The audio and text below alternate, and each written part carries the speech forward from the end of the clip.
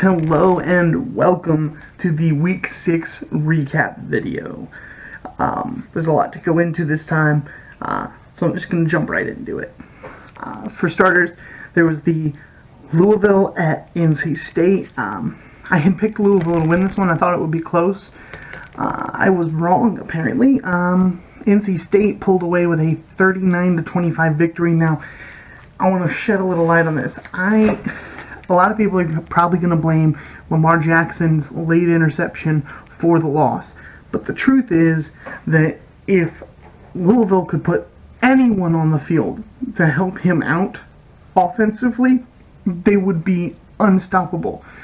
It is the Lamar Jackson show.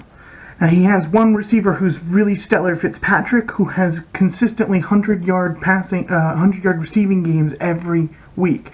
He's the only other help that offense gets than Lamar Jackson.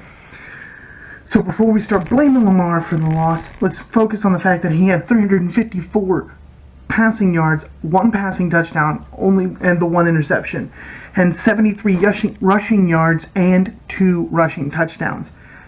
He accounted for almost 430 yards overall of total offense and 3 total touchdowns. So I don't know that we can really blame him, since he is the only reason they were in that game to begin with. Alright, next. Number 4, Penn State at Northwestern. I had Penn State winning this game, and they did pretty big. 31-7 was the final. Next was number 21, Notre Dame at North Carolina. Now, I had picked Notre Dame, and I thought it would be an easy win for Notre Dame. And then I found out that their starting quarterback was not going to be playing. They instead started Ian Cook in his first ever collegiate game. And it was a 33-10 win for Notre Dame, despite 2 interceptions from Cook and I believe a fumble. So despite turnovers, Notre Dame still came out on top, 33-10. Number 11, Washington State at Oregon. I had Washington State winning, and they did it pretty handily. I believe the final was like 33-10. Next was Wake Forest at number 2, Clemson. Now, I thought Clemson would win this one. I thought it would be a big win for Clemson.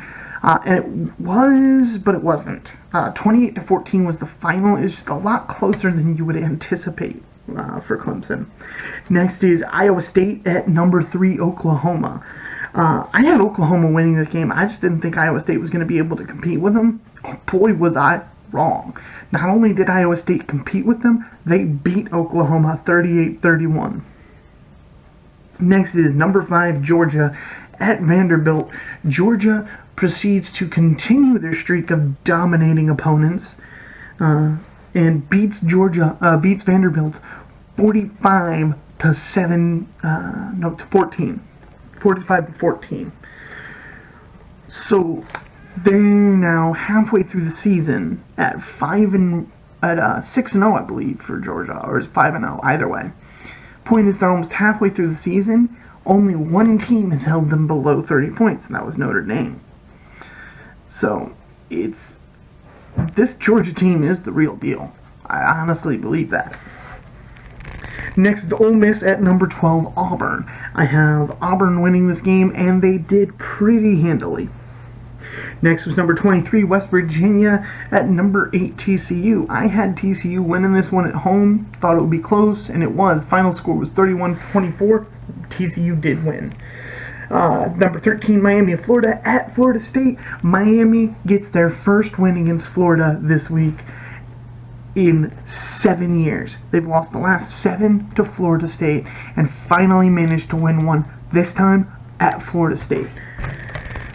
That bumps Miami up. They just released the rankings. The rankings now have Miami at number 11. LSU at number 21, Florida. I had Florida winning this one simply because it was at home, but LSU surprised, managed to pull out the win, 17-16. Next is Maryland at number 10, Ohio State. I had Ohio State winning, and they did 62-7 or something like that. Oregon State at number 14, USC, easily USC's game, and they won it pretty handily. Number 1, Alabama at Texas A&M. Now, a lot of people thought this was going to be a runaway game for Alabama. I didn't think so.